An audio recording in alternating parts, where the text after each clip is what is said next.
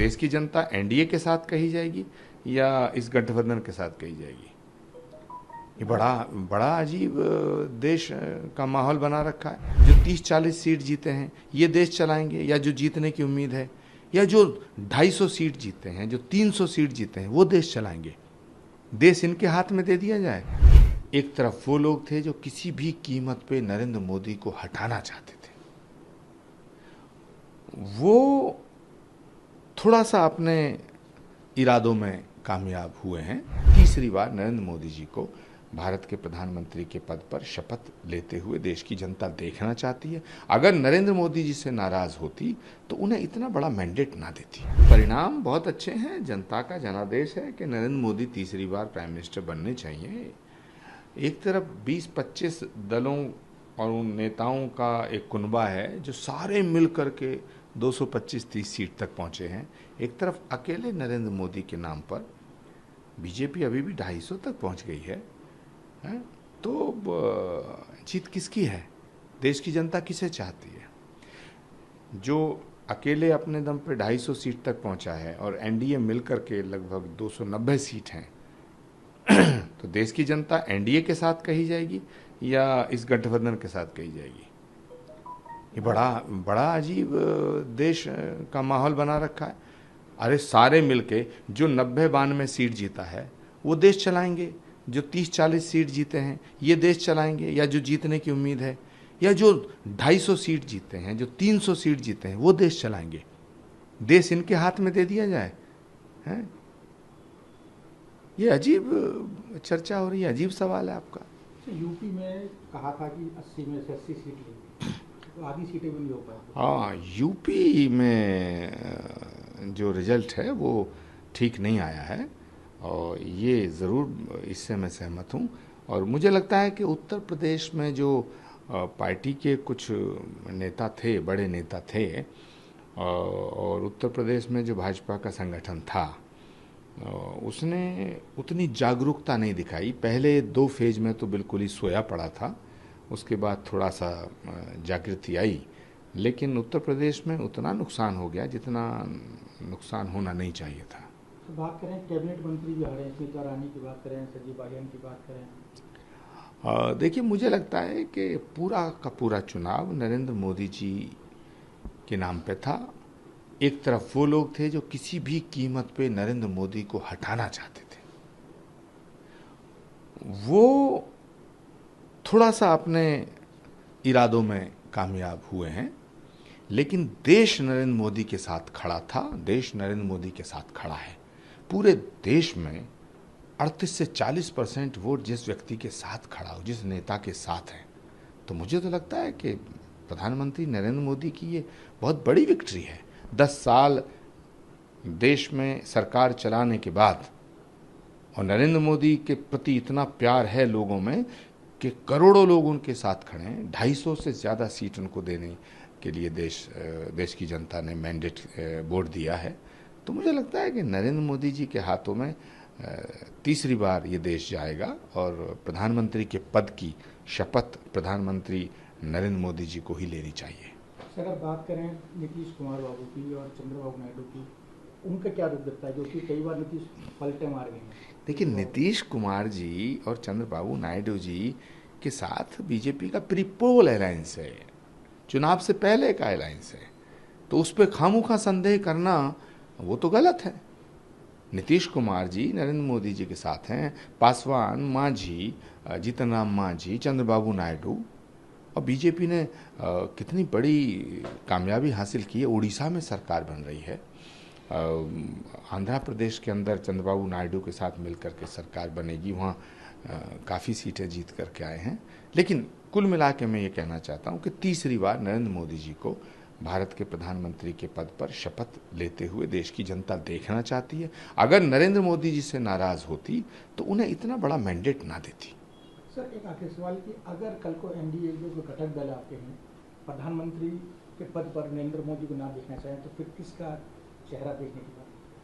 देखिए, ये काल्पनिक सवाल है। क्या नीतीश कुमार जी ने ये कहा? क्या चिराग पासवान जी ने ये कहा है? क्या जीतन राम मांझी ने ये कहा है? क्या चंद्रबाबू नायडू ने ये कहा है? क्या जयंत चौधरी ने ये कहा है? जो एलाइज हैं बीजेपी के, उनमें से किसी नेता का बयान आया है? सबका बयान, सबकी भावना ये है कि नरेंद्र मोदी जी तीसरी बार देश के प्रधानमंत्री बने। हाँ, और देश की जनता ने उनका साथ दिया है। भाई, एक जो 90 सीट लेके आ रहे हैं, 50 सीट लेके आ रहे हैं, 30 सीट लेके आ रहे हैं, 2 सीट लेके आ रहे हैं, ये देश का प्रधानमंत्री बनने का ख्वाब देख रहे हैं, तो भाई इस देश का क्या होगा? देश की जनता एनडीए के साथ कही जाएगी या इस गठबंधन के साथ कही जाएगी? ये बड़ा बड़ा अजीब देश का माहौल बना रखा है। जो 30-40 सीट जीते हैं ये देश चलाएंगे, या जो जीतने की उम्मीद है, या जो 250 सीट जीते हैं, जो 300 सीट जीते हैं, वो देश चलाएंगे? देश इनके हाथ में दे दिया जाए? एक तरफ वो लोग थे जो किसी भी कीमत पे नरेंद्र मोदी को हटाना चाहते थे, वो थोड़ा सा अपने इरादों में कामयाब हुए हैं। तीसरी बार नरेंद्र मोदी जी को भारत के प्रधानमंत्री के पद पर शपथ लेते हुए देश की जनता देखना चाहती है। अगर नरेंद्र मोदी जी से नाराज होती तो उन्हें इतना बड़ा मैंडेट ना देती। परिणाम बहुत अच्छे हैं, जनता का जनादेश है कि नरेंद्र मोदी तीसरी बार प्राइम मिनिस्टर बनने चाहिए। एक तरफ 20-25 दलों और उन नेताओं का एक कुनबा है जो सारे मिल करके 225-30 सीट तक पहुंचे हैं। एक तरफ अकेले नरेंद्र मोदी के नाम पर बीजेपी अभी भी 250 तक पहुंच गई है। तो जीत किसकी है? देश की जनता किसे चाहती है? जो अकेले अपने दम पे 250 सीट तक पहुंचा है और एनडीए मिलकर के लगभग 290 सीट हैं, तो देश की जनता एनडीए के साथ कही जाएगी या इस गठबंधन के साथ कही जाएगी? ये बड़ा अजीब देश का माहौल बना रखा है। अरे सारे मिलके जो 90-92 सीट जीता है वो देश चलाएंगे, जो 30-40 सीट जीते हैं ये देश चलाएंगे, या जो जीतने की उम्मीद है, या जो 250 सीट जीते हैं, जो 300 सीट जीते हैं, वो देश चलाएंगे? देश इनके हाथ में दे दिया जाए? हैं? ये अजीब चर्चा हो रही है, अजीब सवाल है आपका। यूपी में कहा था कि 80 में से 80 सीट लेंगे, तो आधी सीटें भी नहीं हो पाई। हाँ, यूपी में जो रिजल्ट है वो ठीक नहीं आया है, और ये ज़रूर इससे मैं सहमत हूँ। और मुझे लगता है कि उत्तर प्रदेश में जो पार्टी के कुछ नेता थे, बड़े नेता थे, और उत्तर प्रदेश में जो भाजपा का संगठन था, उसने उतनी जागरूकता नहीं दिखाई। पहले 2 फेज में तो बिल्कुल ही सोया पड़ा था, उसके बाद थोड़ा सा जागृति आई, लेकिन उत्तर प्रदेश में उतना नुकसान हो गया जितना नुकसान होना नहीं चाहिए था। तो बात करें, कैबिनेट मंत्री भी आ रहे हैं, स्मिता ईरानी की बात करें, संजीव बालियान की बात करें। देखिए, मुझे लगता है कि पूरा का पूरा चुनाव नरेंद्र मोदी जी के नाम पे था। एक तरफ वो लोग थे जो किसी भी कीमत पे नरेंद्र मोदी को हटाना चाहते थे, वो थोड़ा सा अपने इरादों में कामयाब हुए हैं। लेकिन देश नरेंद्र मोदी के साथ खड़ा था, देश नरेंद्र मोदी के साथ खड़ा है। पूरे देश में 38 से 40% वोट जिस व्यक्ति के साथ खड़ा हो, जिस नेता के साथ है, तो मुझे तो लगता है कि प्रधानमंत्री नरेंद्र मोदी की ये बहुत बड़ी विक्ट्री है। 10 साल देश में सरकार चलाने के बाद, और नरेंद्र मोदी के प्रति इतना प्यार है लोगों में कि करोड़ों लोग उनके साथ खड़े हैं। 250 से ज़्यादा सीट उनको देने के लिए देश की जनता ने मैंडेट वोट दिया है। तो मुझे लगता है कि नरेंद्र मोदी जी के हाथों में तीसरी बार ये देश जाएगा, और प्रधानमंत्री के पद की शपथ प्रधानमंत्री नरेंद्र मोदी जी को ही लेनी चाहिए। अगर बात करें नीतीश कुमार बाबू की और चंद्रबाबू नायडू की, उनका क्या रुख दिखता है, जो कि कई बार नीतीश पलटे मार गए हैं? देखिए, नीतीश कुमार जी और चंद्रबाबू नायडू जी के साथ बीजेपी का प्रीपोल अलायंस है, चुनाव से पहले का अलायंस है, तो उस पर खामोखा संदेह करना वो तो गलत है।